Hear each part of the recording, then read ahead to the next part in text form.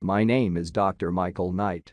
I have been a psychiatrist at Hampstead Hospital in Hampstead, New Hampshire since 1987. On September 21, 1989, we received a patient by the name of Cynthia Vickers who suffered from paranoid schizophrenia, depression, just about every mental disorder they teach you in medical school. If I remember correctly, she was sent to Hampstead when police received complaints of strange noises and foul odor coming from her apartment. When they arrived, Cynthia charged out of the door, covered in blood, urine, and feces toward the officers, who subdued her and entered her apartment. What they discovered still chills me to this day. In the bathroom were dozens of cats skinned alive, wriggling and screaming in agony through pools of their own blood and excrement. The officer later told me, still shaken by what he had seen, that there must have been an inch of blood in that small bathroom.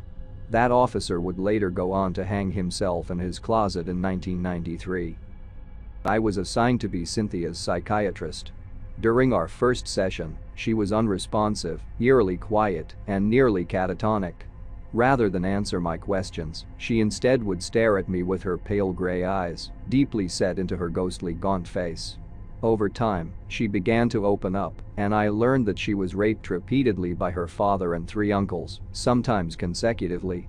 When she had tried to confront her mother about it, Cynthia's mother beat her for spreading disgusting lies degrees about her father.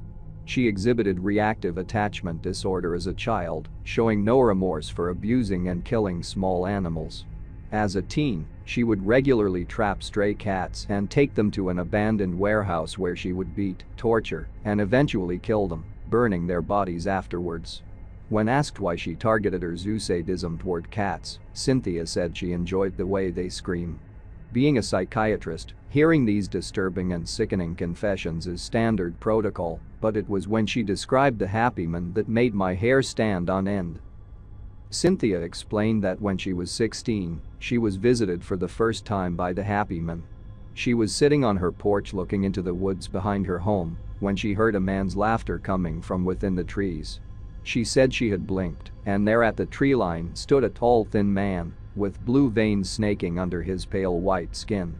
Cynthia said he wore dark, loose, blood-stained overalls, and that the skin on his face had been pulled tightly upward and stitched in place, with a nail embedded in his upper lip, forming a grotesque smile. In an instant, the man was on her porch standing over Cynthia. He leaned down and shrieked, "Smile," before vanishing. Over the years, Cynthia said she was visited many times by the Happyman, each time hearing his maniacal laughter before he appeared. During her stay at Hampstead, Cynthia took to staring out of the windows into the woods that surround the hospital, mumbling incoherently and seemingly never blinking. When she was allowed to go outside, she would sneak out food to try and attract stray cats. When I asked why she repeatedly did this, Cynthia revealed that she had discovered, by accident, that the Happyman was terrified by cats when he visited her while she was trapping a stray. How ironic, I thought, that she would seek salvation in the animals she tortured for pleasure. She tearfully pleaded with me to allow her to have a cat for protection. As this was against hospital policy and health code, I instead reasoned with her by purchasing stuffed cats and safe plastic toy cats to keep in her room. She seemed happy with her new guardians, and months passed without incident until I got a call around 3 a.m. on Saturday, June 7, 1997. I was called by a frantic nurse who was trying to explain what was going on, but Cynthia's screaming in the background proved hearing the nurse difficult, so I rushed in to assess the situation. When I arrived, Cynthia was kicking and screaming. As the nurses tried to hold her down, I noticed that she was covered in deep lacerations. I tried to calm her down to no avail, and I was forced to sedate her so that her wounds could be treated. After they carried her off, I noticed that the cat dolls I had given her were completely gutted and turned inside out, and her plastic toys were slashed with what looked like razors, which are not available to patients for obvious reasons. Over the next week, her condition deteriorated and she was tormented by auditory hallucinations of the Happyman's laughter. It seemed that every day she would have a new cut or gash, so I decided to place her under suicide watch. I remember our last session on June 16 in which she told me that she hadn't harmed the animals they had found in her apartment. She said the Happyman had overcome his fear of cats would come for her soon. She heard laughter from the woods. The next morning I pulled up to Hampstead Hospital like any other day, but I was greeted by police cruisers and their flashing blue lights. An officer told me that Cynthia had killed the nurse watching over her the night prior and killed herself. I was in shock. The officer said they hadn't located the murder weapon, but the nurse's head had been bashed in by a hammer or like blunt instrument. As the pale-faced orderlies wheeled Cynthia's body to the morgue, the sheet caught something and revealed her face. The skin from the corners of her mouth had been stretched and hooked to either temple, and her upper lip was hooked in place, revealing her bloody facial muscles and twisting her face into a monstrous smile.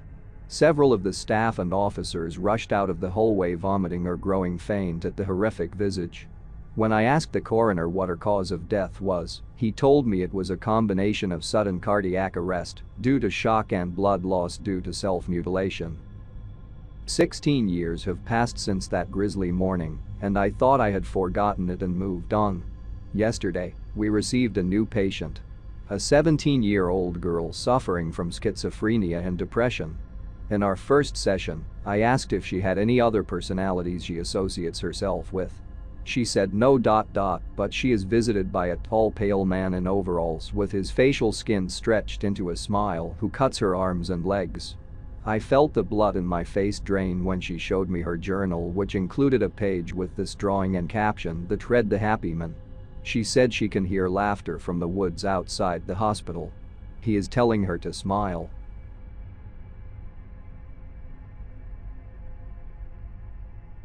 If you enjoyed this video, don't forget to subscribe.